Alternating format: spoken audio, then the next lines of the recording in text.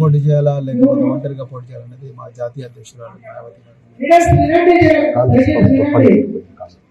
ఇంకా వచ్చి 15-20 రోజులు అయింది కదా, ఇప్పుడే నేను కామెంట్ చేయలేను. కాకపోతే మళ్ళీ ప్రజాపాలన తర్వాత రకరకాల కౌంటర్లు పెట్టి కాలయాపన చేస్తున్నట్టుగా నాకు అనిపిస్తున్నది. ఆల్రెడీ చాలా డేటా ప్రభుత్వం దగ్గర అవైలబుల్ ఉన్నది.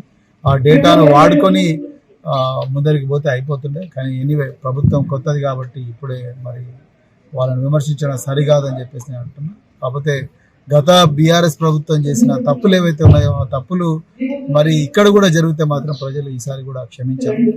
మళ్ళీ పెద్ద బిల్డింగులు కట్టడం, అదేవిధంగా ప్రజలకు దూరంగా ఉండడం, ప్రజల పైసలు ప్రతిదాన్ని కూడా అడ్వర్టైజ్మెంట్ల కోసమే ఖర్చు పెట్టడం, అదేవిధంగా పెద్ద ఎత్తున ప్రజల సొమ్ముతో ఉత్సవాలను నిర్వహించడం, విద్యను, వైద్యాన్ని, మౌలిక రంగాలను విస్మరించడం, తర్వాత రహస్యంగా జీవోలు తీయడం, భూదందాలకు పాల్పడడం, ఇవన్నీ కూడా మరి చేస్తే ప్రజలు హర్షించారు. మళ్ళీ ప్రజలు ఈ ప్రభుత్వాన్ని కూడా సాగనంపుతారని మాత్రం నేను చెప్పగలుగుతా.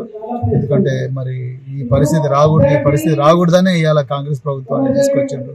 ఆ రోజు బహుజన్ సమాజ్ పార్టీ కూడా ఇలాంటి తప్పులు జరగకూడదనే పోరాటం చేసింది. మరి ఇంతవరకు టీఎస్పీఎస్సీ బోర్డు అన్నారు, ఇంతవరకు ఆ బోర్డు కూడా ఇంకా కొత్త బోర్డు రాలేదు. మరి కొత్త కమిషన్ రానప్పుడు మరి ఉద్యోగాల నియామకం ఏ విధంగా జరుగుతుంది.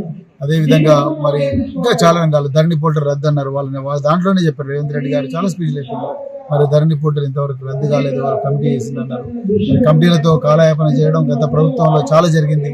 మళ్ళీ ఈ ప్రభుత్వం కూడా అదే ధోరణిలో పోతే సరిపోదు. అదేవిధంగా పైసలు చాలా తక్కువగా ఉన్నాయి. ఇప్పటికే 6,71,000 కోట్ల అప్పు ఉందని అంటున్నారు ముఖ్యమంత్రి గారు వాళ్ళ శ్వేతపత్రంలో. మరి అలాంటి అప్పున్నప్పుడు మళ్ళీ వ్యర్థమైన వృధా కార్యక్రమాలకు మళ్ళా పైసలు ఖర్చు పెడితే మళ్ళీ తెలంగాణ ఖజానా మీద భారం మోపినట్టయితే దాని కొరకే ప్రజల మౌలిక వసతులు, ప్రజల సంక్షేమం, ప్రజల బాగోగులు వాటి మీదనే మరి ఒక జనరేషన్, ఒక తరాన్ని ఏ విధంగా కాపాడుకోవాలి, విద్యా వ్యవస్థ కానీ వైద్య వ్యవస్థ కానీ దీన్ని ఏ విధంగా కాపాడుకోవాలి, దాని మీదనే స్వయం ఉపాధి మీదనే బాగా ఆలోచిస్తే అని చెప్పేసి